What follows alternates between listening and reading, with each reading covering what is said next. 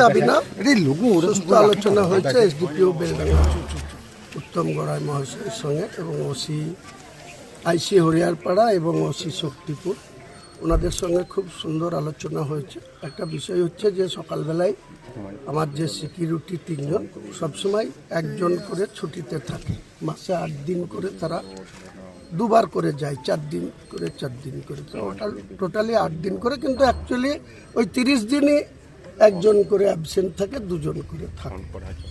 আজকে একজন কালাম সে কাঁদি বাড়ি আজকে এসছে 8টার সময় রিপোর্ট করেছে। আমি তখন অফিসে কাজে ব্যস্ত ছিলাম, প্রচুর বীরভূম নদিয়া মেদিনীপুর থেকে লোক এসেছিল অত সকালে, তাদের সঙ্গে কথা বলছিলাম। ইন দি টাইম আমার ছেলে আমাকে বলে যে আমি 10 মিনিট তোমার সঙ্গে কথা বলবো, তুমি তো বেরিয়ে যাবো আলা হ্যাঁ। তারপরে ও আমার ঘরে ঢুকেছে, আমি আর আমার ছেলে ছিলাম। ইন দি টাইম এই জুম্মা খান এই জঙ্গিপুরে বাড়ি, প্রতি মাসে 8 দিন করে বাড়ি যায়।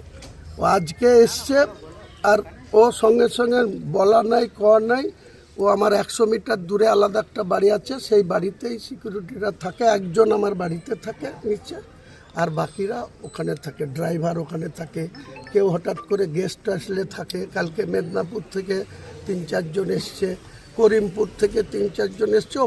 ওই বাড়িতে আমার থাকার জায়গা আছে, তাদেরকে থাকতে দিয়েছি। ও উইদাউট পারমিশনে আমার ঘরে ঢুকে গিয়েছে। ঢুকে ও বলছে যে স্যার বাড়ি যাব। বললাম আজকে বাড়ি যাওয়া হবে না, বাইরে যাব।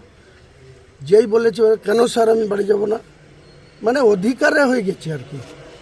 একটা সিকিউরিটি ডিউটি করছে, আমি বলছি বাইরে যাও, আমি আমার ছেলের সঙ্গে কথা বলছি, ও তেড়ে যেন আমাকে চেঞ্জ করছে, কেন বাড়ি যাব না।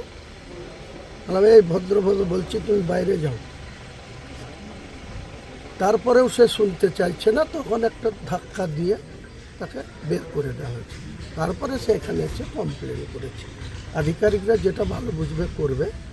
আমার ছেলেকে নিয়ে এসছে, ছেলেকে তার বিরুদ্ধে যা করবে, আমার বিরুদ্ধে যদি কিছু হয় আমি আইনের দ্বারা সেটা, দীর্ঘদিন সিপিএমের মোকাবেলা করে এসছি, আজকে আবার শাসক দলের বিরুদ্ধে গেছে। এসব ছোটোখাটো হবে, এসব আমার অভ্যস্ত আছে 43 বছরের রাজনীতিতে। এসব আমি ভয়ও পাই না, কাউকে ভয় দেখাতেও চাই না, আমি কোনো ভয়ও পাই না। হুমায়ুন ছেলেকে তো এখনো পুলিশ আটক বলছে, ও কি অ্যারেস্ট করবে এবার এরকম কিছু কি আপনি ভেতর? সেটা পুলিশের, আপনি ওয়েট করুন, কিছুক্ষণ পরে জানতে পারবেন যে কেস একটা হচ্ছে এবং সেটা বেলেবল সেকশন। তাকে এখান থেকেই জামিনের ব্যবস্থা করা হচ্ছে। একজন লয়ার আসবে, তার জামিন করে নিয়ে বাড়িতে যাবে। তাহলে কি বৃহস্পতিবার আপনার এই মানে যদি মানে বেলেবল সেকশনে যদি না, ওনাদেরকে আমি বলেছি যে সিসি ক্যামেরা আছে আমার বাড়িতে, ওনারা যাবে, ওনাদের এক্সপার্টকে ডেকেছে, সিসি ক্যামেরা তারা চেক করবে, দেখবে কি ঘটনা ঘটেছে, তারপরে যেটা হবে। এই ঘটনাটা আপনার মনে হলো না যে পুলিশ অতি সক্রিয়, মানে একদম সাথে সাথে অভিযোগ পেলো, সঙ্গে সঙ্গে আপনার ছেলেকে তুলে নিয়ে এলো? সেটা আমি আর বলছি না কিছু, সেটা পুলিশ আধিকারিকরা, তাদের কি ভূমিকা, তারা উপরওয়ালাদের নির্দেশে কাজ করতে হয়। যারা নিচের স্তরে থানা চালায় বা এসডিপিও র্যাঙ্ক, তাদেরকে তো উপরওয়ালাদের নির্দেশ পালন করতে হয়। এই ব্যাপারে আমি আর কিছু বলছি। বৃহস্পতিবার দিন আপনার কর্মসূচি কি ঠিক থাকছে? বৃহস্পতিবার দিন যে না, এই ঘটনা নিয়ে আমি হিট অফ দ্য মুভমেন্ট যখন জানতে পেরেছিলাম যে আমার বাড়িতে 4 গাড়ি 5 গাড়ি পুলিশ এসডিপিওর নেতৃত্বে গেছে, তখন আমি বলেছিলাম। কিন্তু এখন আলোচনা করে আমার যা মনে হলো যে ঘটনা সামান্য ঘটেছে, সেই ঘটনার জন্য কেস হচ্ছে, সেই কেস জুডিশিয়াল দিয়ে আমরা মোকাবেলা করব। আমার নামেও হচ্ছে, ছেলের নামেও হচ্ছে, হোক না। আপনি কি আলোচনায় খুশি? নিশ্চয়ই খুশি, সত্যপূর্ণ আলোচনা হয়েছে।